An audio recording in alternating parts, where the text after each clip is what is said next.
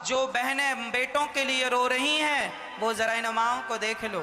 आप कहती हो कि बेटे हो जाएंगे तो सुख होगा। ये मैया के दो बेटे हैं जो आपके सामने बैठी हैं, लेकिन बेटों के होने पर भी क्या मिला?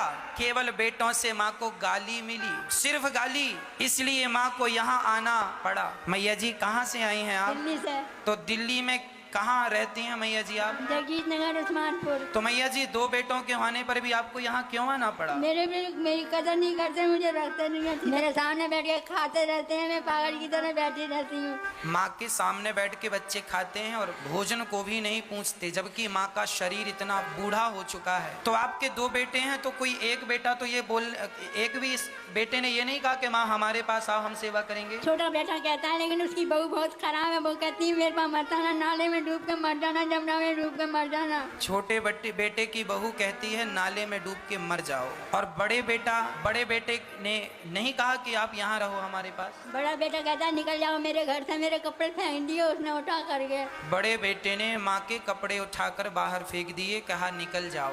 बड़े बेटे ने भी कह दिया घर से निकल जाओ।